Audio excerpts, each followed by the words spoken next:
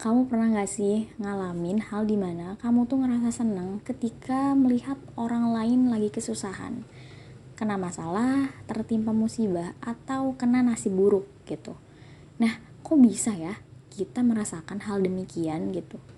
Nah, di video kali ini kita akan membahas alasan kenapa kadang kita merasakan hal kayak gitu. Tapi sebelum itu, tolong bantu channel ini terlebih dahulu dengan cara subscribe, like, komen, dan nyalakan lonceng notifikasinya. Nah, di beberapa kesempatan mungkin kamu pernah ngalamin hal dimana kamu ngerasa seneng ketika ngelihat orang di sekitar kamu tuh lagi kesusahan. Kamu ngerasa seneng ketika teman sekelas kamu yang pinter, yang sering dibangga-banggain guru kamu ternyata kena omel. Atau kamu juga ngerasa seneng ketika rekan kerja kamu yang berprestasi, yang sering dibangga-banggain atasan kamu kena omel juga. Atau hal-hal lainnya yang membuat kamu seneng ketika orang di sekitar kamu tuh lagi kesusahan, kena masalah misalnya gitu. Nah, sebenarnya kenapa sih hal tersebut tuh kerap kali terjadi terhadap kita gitu? Kenapa hal tersebut bisa terjadi gitu? Nah, jadi emosi atau perasaan kayak gitu tuh ada istilahnya, namanya Schadenfreude. Schadenfreude itu berasal dari penggabungan dua kata dari bahasa Jerman, yaitu Schaden yang artinya menyakiti dan Freude yang artinya kebahagiaan. Kalau menurut buku Introduction to Schadenfreude, ada 3 alasan utama yang mungkin mendasari munculnya emosi Schadenfreude ini. Pertama ada deservingness atau kelayakan atau hal yang pantas gitu. Contohnya kayak gini nih. Kamu pasti pernah nonton FTV di salah satu TV nasional Indonesia tentang suami istri yang suaminya memadu istrinya. Pasti kamu sebagai perempuan ngerasa geram dan kesal kenapa suaminya itu kejam banget, dan istri keduanya ini yang biasa disebut pelakornya ini kadang kerap kali bikin kita kesel dan emosi gitu. Nah, biasanya di akhir cerita suaminya atau si istri pelakornya ini pun biasanya kena karma buruknya gitu. Kayak misalnya dia ketabrak lah, bangkrut usahanya, atau pokoknya mereka mengalami nasib-nasib buruk gitu. Nah, kamu sebagai penonton pasti kamu ngerasa seneng ketika si suaminya yang jahat ini mendapat hukuman di akhir ceritanya gitu.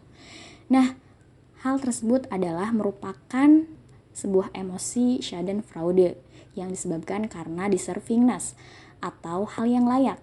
Maksudnya gini, penderitaan yang didapatkan oleh suami tersebut itu adalah hal yang adil dan pantas bagi si istri tersebut karena dia telah melakukan kejahatan-kejahatan sebelumnya, sehingga karma buruk yang dia rasakan itu memang pantas dan wajar aja gitu dialami oleh dia. Kedua, ada rasa iri.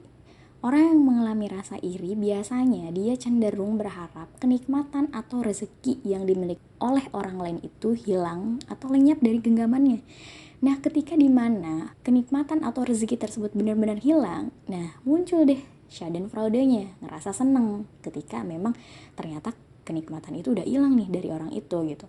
Nah, inilah Schadenfreude yang disebabkan karena munculnya rasa iri. Yang ketiga ada self-enhancement atau peningkatan diri. Self-enhancement ini adalah sikap di mana memandang diri sendiri itu lebih baik daripada orang lain.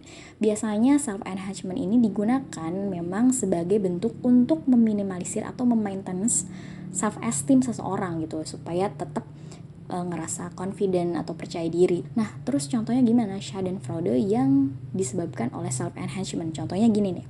Misalnya, kamu akan ikut dalam sebuah project atau kegiatan dengan banyak orang, dan ternyata kamu melihat rekan kerja kamu memiliki penampilan yang jauh lebih baik daripada kamu. Dari mulai atasan, bawahan, sepatu, atau gadget yang mereka gunakan memang berada di atas level kamu.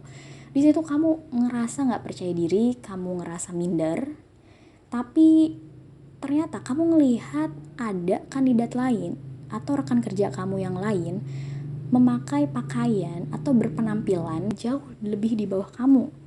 Nah, di situ kamu mungkin ngerasa senang dan ngerasa confident lagi bahwa sebenarnya kamu bukan satu-satunya orang yang memiliki penampilan buruk di lingkungan kerja kamu. Nah, di situ kamu mungkin ngerasa senang kalau misalnya ada rekan kerja kamu yang penampilannya masih di bawah kamu gitu. Nah, itu adalah salah satu contoh Schadenfreude yang muncul akibat dari self-enhancement.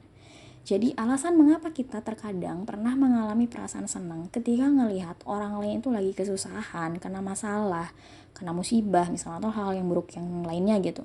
Nah itu memang ada penyebabnya yang tadi kita udah sebutin. Pertama ada deservingness, kedua ada rasa iri, ketiga self-enhancement. Semoga video ini bermanfaat dan bisa memberikan pengetahuan baru untuk teman-teman. Terima kasih sudah menonton video Brother sampai habis. Jangan lupa subscribe, like, komen, dan nyalakan lonceng notifikasinya.